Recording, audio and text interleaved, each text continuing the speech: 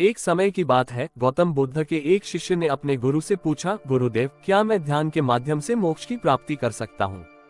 बुद्ध ने उत्तर दिया, हाँ, तुम मोक्ष की प्राप्ति के लिए ध्यान कर सकते हो, लेकिन ध्यान की प्रक्रिया में सफलता पाने के लिए तुम्हें उत्साह, संयम और समर्पण के साथ ध्यान करना होगा। इस पर उस शिष्य ने पूछा, कैसे मैं ध्यान करूं?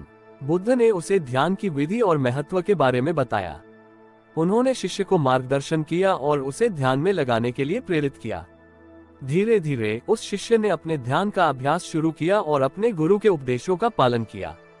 उसने अपने मन को शांत किया, चिंताओं को दूर किया और ध्यान में समाहित हो गया। धीरे धीरे उसके ध्यान का अभ्यास उसे आत्मज्ञान और आत्मसमर्पण की ओर ले जाया। वह आत्मा की अद्वितीयता का अनुभव करने लगा और अंततः मोक्ष की प्राप्ति कर ली। इस कहानी से हमें ये सीखने को मिलता है कि गुरु के मार्गदर्शन में विश्वास करने से हम अपने जीवन को समृद्ध और प्रासंगिक बना सकते हैं। गौतम बुद्ध के उपदेशों के पालन से उस शिष्य ने अपने जीवन को मोक्ष की ओर अग्रसर किया और आत्मज्ञान की प्राप्ति की। एक समय की बात है, एक राजा अपने राज्य में न्याय, धर्म और समृद्धि की ओर अग्रसर होना चाहता था। उसने अपने प्रजा के हित में कई सुधार किए, लेकिन उनके मन में अभी भी कुछ खालीपन था।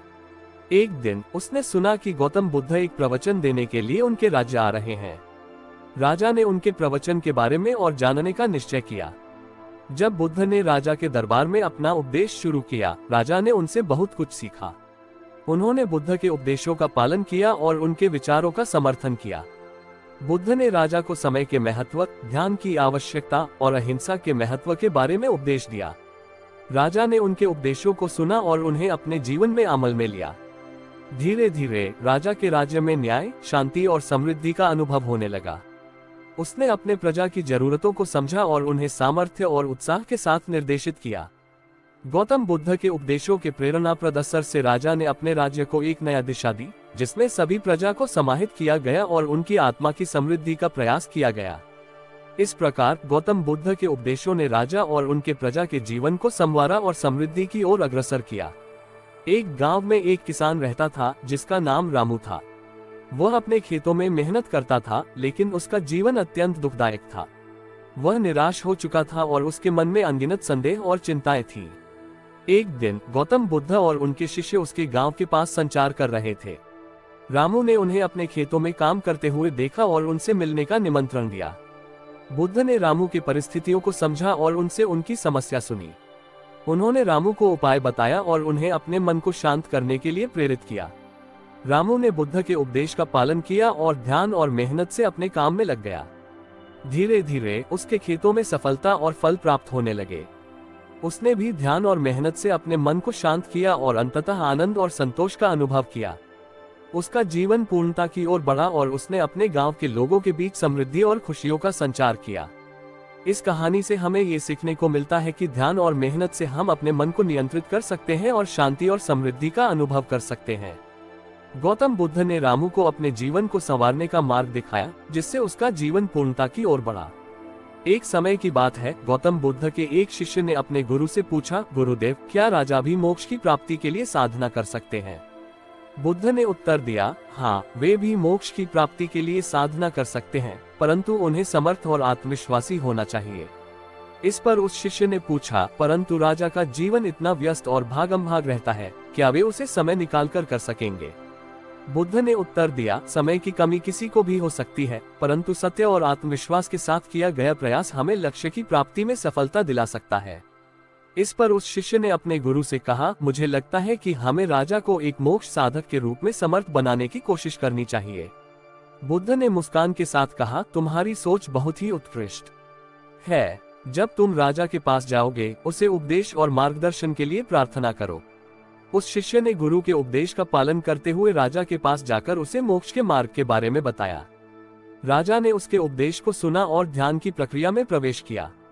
धीरे धीरे राजा ने अपने जीवन को साधना और आत्मसमर्पण के माध्यम से परिवर्तित किया। उसने समाज में धर्म, न्याय और सच्चाई के प्रति नई सोच को फैलाया। इस प्रकार गौतम बुद्ध के उपदेशों को मानने वाले राजा ने अपने जीवन को साधना के माध्यम से नई दिशा दी और अपने राज्य को धार्मिक और समृद्ध बनाया। उसकी इस परिवर्तन की कहानी लोगों के बीच प्रेरणा का स्रोत बनी। एक राजा के राज्य में एक बहादुर और समर्थ रक्षक था, जिसका नाम सुधान था।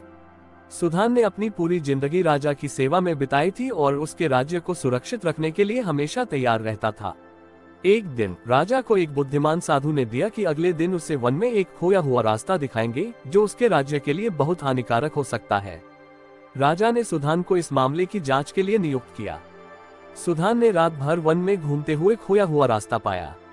वह उसे पूरी शोरगुल के बीच में अबंधक का नेट था जिससे शेर अपनी शिकार को पकड़ने के लिए प्रतीक्षा कर रहा था। सुधान ने खतरे को समझते हुए ठान लिया कि वह अपने राजा के राज्य के लिए इस खतरनाक रास्ते को सुरक्षित करेगा।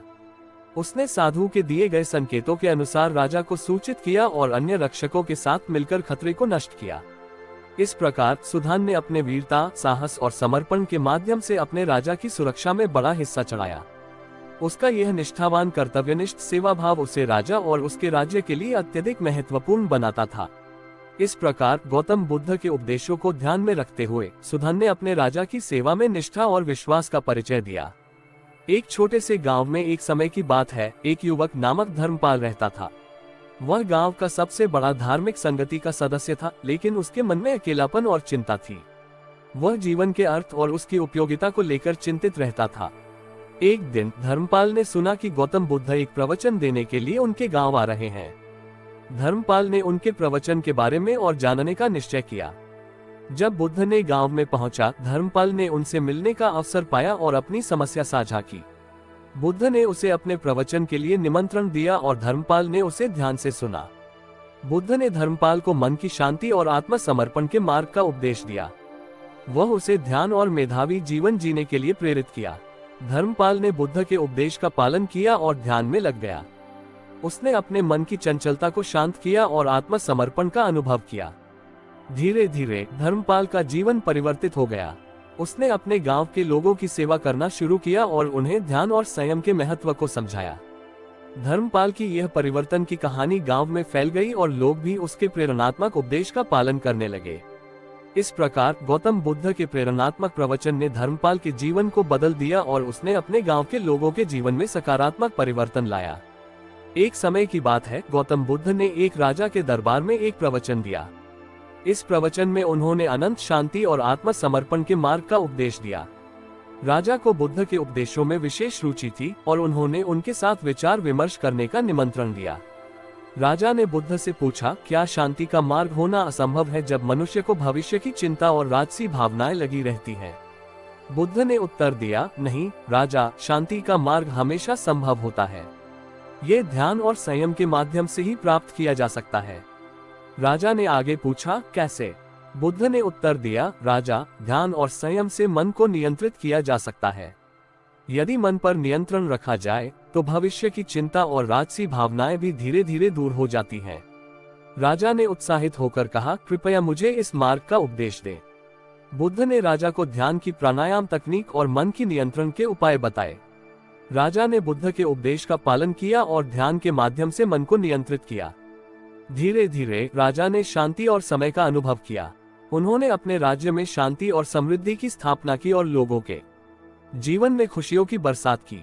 इस कहानी से हमें ये सीखने को मिलता है कि ध्यान और संयम के माध्यम से हम अपने मन को नियंत्रित कर सकते हैं और शांति और समृद्धि का अनुभव कर सकते हैं। गौतम बुद्ध ने राजा को ध्यान के मार्ग का उपदेश दिया, जिससे उसका जीवन परिवर्तित हो गया और उसने अपने राज्य में शांति की स्थापना की। एक गांव में एक किसान रहता था जिसका नाम सुजात था। वह बहुत ही निराश और अशांत मन का व्यक्ति था। वह अपने जीवन से निराश था क्योंकि उसके पास धन की कमी थी और उसका खेत परिस्थितियों के कारण असफल हो रहा था। एक दिन उसने सुना कि गौतम बुद्ध ने उसके गांव के पास एक सम्मेलन का आयोजन किया है। सुजात ने भी उस सम्मेलन में शामिल होने का निश्चय किया। जब सम्मेलन में सुजात पहुंचा तो उसने गौतम बुद्ध को देखा और उनके आसपास कई साधु संत भी थे। गौतम बुद्ध ने लोगों को शांति और संयम के मार्ग का उपदेश दिया। सुजात ने भी उनके उपदेश को सुना और उसने अपने जीवन को संवारने का निश्चय किया। उसने गौतम बुद्ध से मिलने का निश्चय किया और उनसे अपनी समस्या साझा की। बुद्ध ने उसे उपाय बताया और उसे मार्गदर्शन किया कि कैसे वह अपने जीवन को संवार सकता है। सुजात ने बुद्ध के उपदेश का पालन किया और उसने अपने खेतों में मेहनत की। धीरे धीरे उसके खेतों में सफलता और फल प्राप्त होने लगे। उसने भी ध्यान और मेहनत से अपने मन को शांत किया और अंततः आनंद और संतोष का अनुभव किया। इस कहानी से हमें ये सीखने को मिलता है कि संघर्षों और निराशाओं के बावजूद ध्यान और सम्यक दृष्टि से हर कठिनाई को पार किया जा सकता है। गौतम बुद्ध ने सुजात को अपने जीवन को संवारने का मार्ग दिखाया, जिससे उसका जीवन पूर्णता की ओर बढ़ा। गौतम बुद्ध और अनंत की कहानी बहुत ही प्रेरणादायक है। अनंत गौतम बुद्ध के सबसे प्रिय शिष्यों में से एक था। उन्होंने बुद्ध के साथ बहुत समय बिताया और उनके शिष्य बनने का बड़ा सौभाग्य पाया। एक दिन अनंत ने बुद्ध से पूछा, गुरुदेव, मुझे अद्वितीयता का अनुभव कैसे होगा? मैं अपने जीवन में कुछ विशेष अनुभव करना चाहता हूँ। बुद्ध ने उत्तर दिया, अनंत, अद्वितीयता का अनुभव मानसिक शांति और आत्मा के साथ संवाद में होता है। तुम्हें अपने मन को नियंत्रित करना और ध्यान की प्रक्रिया में प्रवेश करना होगा। अनंत ने बुद्ध के उपदेश का पालन किया और ध्यान का अभ्यास करने लगा। वह नियमित ध्यान करते रहे और धीरे धीरे अपने मन की गहराई में ढलते गए। एक दिन अनंत को अद्वितीयता का अनुभव हुआ। उसने अपनी आत्मा का अनुभव किया और मानसिक शांति का अनुभव किया। उसका जीवन पूरी तरह से परिवर्तित हो गया और उसने अद्वितीयता का अनुभव करके अनंत आनंद का अनुभव किया। इस कहानी से हमें ये सीखने को मिलता है कि ध्यान और अंतर्निहित साधना से ही हम अद्वितीयता का अनुभव कर सकते हैं और अनंत आनंद का अनुभव कर सकते हैं। गौतम बुद्ध ने अनंत को अद्वितीयता का अनुभव कराया, जिससे उसका जीवन संतुलित, शांतिपूर्ण और समृद्ध हो गया। गौतम बुद्ध और अंजना देवी की कहानी एक दिलचस्प कथा है। अंजना देवी भगवान हनुमान की माँ थी। एक बार गौतम बुद्ध ने माँ अंजना के घर जाकर उनसे भिक्षा मांगी। अंजना देवी ने खुशी खुशी भिक्षा दी और उन्हें आशीर्वाद दिया। बुद्ध ने उनसे धन्यवाद किया और उन्हें उनके शिष्यों के साथ ध्यान करने के लिए वन में जाने का आह्वान किया। अंजना देवी ने इस अवसर को स्वीकार किया और उन्होंने बुद्ध और उनके शिष्यों के साथ ध्यान किया। उन्होंने अपने मन को शांत किया और अपनी आत्मा के साथ संवाद किया। ध्यान के बाद अंजना देवी ने बुद्ध से पूछा, क्या मैं भविष्य में मोक्ष पा सकती हूँ? बुद्ध ने मुस्कान के साथ कहा, हाँ, तुम मोक्ष पा सकती हो। मोक्ष का मार्ग ध्यान और संयम में है। अंजना देवी ने धन्यवाद किया और अपने जीवन के माध्यम से ध्यान और संयम को अपनाया। उन्होंने अपने मन की शांति और आनंद का अनुभव किया और मोक्ष का अद्वितीयता का अनुभव किया। इस कहानी से हमें ये सीखने को मिलता है कि मोक्ष का मार्ग ध्यान और संयम में है और किसी भी व्यक्ति, चाहे वह कोई भी हो, अपने जीवन में ध्यान और संयम को अपनाकर मोक्ष की प्राप्ति कर सकता है। गौतम बुद्ध ने अंजना देवी को मोक्ष के मार्ग का ज्ञान दिया। एक समय की बात है, गौतम बुद्ध एक साधु के साथ एक लंबे समय तक विचार करने के लिए गहरे वन में चले गए। ये साधु एक विद्वान और ध्यानी था जो संसार के विचारों में रत रहता था। वह बुद्ध के अंतर्निहित ज्ञान को समझने और उससे सीखने की आग्रह करता था। दिनों बीत रहे और वह दोनों ध्यान में डूबे रहे, अपने विचारों को अंतर्निहित सत्य के साथ मिलाते हुए। वह दोनों विचारों को बांटते और अपनी अनुभूतियों को साझा करते रहे। एक दिन साधु ने बुद्ध से पूछा, गौतम, आपका ज्ञान अद्वितीय है, लेकिन उसका व्यवहारिक अनुभव कैसे है? क्या आपने कभी अद्वितीय अनुभव किया है? गौतम बुद्ध ने मुस्कान के साथ कहा, हाँ, मैंने अद्वितीयता का अनुभव किया है। मेरा जीवन उस सत्य के साथ भरा हुआ है और मैंने संसार की सभी जीवों की पीड़ा को समझा है। साधु ने विश्वास के साथ पूछा, अद्वितीयता का अनुभव कैसे किया जाता है? बुद्ध ने कहा, अद्वितीयता का अनुभव मन की स्थिति के साथ होता है। जब मन पूर्णतः शांत हो जाता है और विचारों की चरम शांति होती है, तो अद्वितीयता का अनुभव होता है। साधु ने ध्यान में जाकर बुद्ध के शब्दों को समझने का प्रयास किया और उसने अंततः अद्वितीयता का अनुभव किया। वह बुद्ध के साथ वहीं ध्यान करने लगा और अंततः समझा कि अद्वितीयता और शांति उसके भीतर ही है। इस कहानी से हमें ये सीखने को मिलता है कि साधना और ध्यान से ही हम अद्वितीयता का अनुभव कर सकते हैं और यह हमें सच्ची शांति और आनंद का अनुभव देता है। गौतम बुद्ध और साधु ने एक दूसरे के साथ ध्यान में बैठकर अद्वितीयता का अनुभव किया, जो उनके जीवन में नई दिशा और समृद्धि लाया। एक बार गौतम बुद्ध के शिष्यों में एक युवक था जिसका नाम अनांत था। अनांत बहुत ही उत्साही और विवेकी युवक था, लेकिन उसे अक्षय शांति और आनंद का अनुभव नहीं हो रहा था। उसने बुद्ध से पूछा, गुरुदेव, मैं ध्यान करता हूँ, परंतु मुझे अनंत शांति और आनंद का अनुभव क्यों नहीं हो रहा है? बुद्ध ने उसे समझाया, अनांत, ध्यान करने के लिए केवल अभ्यास ही काफी नहीं है। तुम्हें अपने मन को स्वयं पर विजय प्राप्त करने की आवश्यकता है। बुद्ध ने अनांत को आत्मज्ञान की शिक्षा दी और उन्हें ध्यान के माध्यम से अपने आत्मा का अनुभव करने की विधि सिखाई। अनांत ने गुरु की सीख का पालन किया और धीरे धीरे उसने अपने मन को नियंत्रित किया। उसने समझा कि अद्वितीय आनंद और शांति सिर्फ विचारों के अटलता में है। धीरे धीरे अनांत ने अपने आत्मा की गहराई में ढलाव प्राप्त किया और अद्वितीय आनंद का अनुभव किया। उसका जीवन नई ऊंचाइयों की ओर बढ़ गया और उसने अनंत शांति का अनुभव किया। इस कहानी से हमें ये सीखने को मिलता है कि ध्यान और संयम के माध्यम से ही अंतरंग शांति और आनंद का अनुभव हो सकता है। गौतम बुद्ध ने अपने शिष्य को अंतरंग शांति की गहराई में ले जाने का मार्ग दिखाया, जिससे उसका जीवन पूर्णता की ओर बढ़ा। एक बार बुद्ध और उनके शिष्य एक गांव में प्रवेश किया, जहां एक बहुत बड़ा राजा रहता था। उस राजा का नाम अजातशत्रु था, जो किसी भी योगी या महात्मा को पराजित करने का सपना देखता था।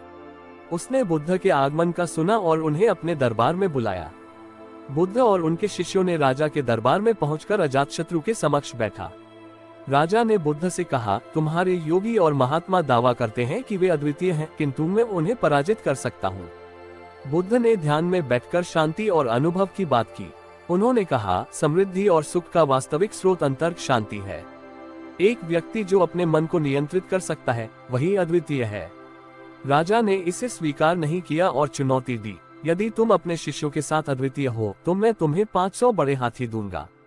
बुद्ध ने चुपचाप स्वीकार कर लिया। फिर उन्होंने अपने शिष्यों से विनम्रता से कहा, हमें आगे बढ़ना चाहिए, और उन्होंने सभी को ध्यान में ले लिया। बुद्ध और उनके शिष्यों ने अपने मन की शक्ति का उपयोग करके 500 हाथियों को अद्वितीय बना दिया। राजा ने इस अद्भुत दृश्य को देखकर आश्चर्य और आदर से भरा हृदय से बुद्ध को प्रशंसा की। उसने अपने राज्य के शासक के रूप में नहीं, बल्कि अद्वितीयता और ध्यान के गुणों के रूप में बुद्ध को पहचाना। इस कहानी से हमें ये सीखने को मिलता है कि अंतरंग शांति और संयम असली शक्ति है, जो अन्य भयंकर चुनौतियों को परास्त कर सकती है। बुद्ध और उनके शिष्यों ने इस कठिनाई को संयमित और शांति से परास्त किया, जो एक अद्वितीय उपलब्धि है। बुद्ध की एक और प्रसिद्ध कहानी है, सुजाता की प्रथम प्रार्थना। ये कहानी उनकी अंधकार से प्रकाश की ओर अपने प्रयासों के संदेश को दिखाती है। एक समय जब बुद्ध तपस्या कर रहे थे, उन्हें भूख लगी। एक युवती सुजाता नाम की निकटवर्ती गांव से गुना गई और उन्हें खाने की एक पात्रा दी। बुद्ध ने उसे धन्यवाद दिया, लेकिन प्रार्थना की, मुझे आत्मा के मोक्ष के लिए उधार दिया गया है और मेरा मार्ग प्रकाश में है। इस प्रकार सुजाता ने उन्हें देखते हुए अपना दिया बांध दिया कि अगर उन्हें अपना लक्ष्य प्राप्त करना है तो उन्हें समाधान में प्रयत्नशील रहना होगा। ये कहानी हमें सिखाती है कि जीवन के लक्ष्य को प्राप्त करने के लिए साधना और संघर्ष अनिवार्य है।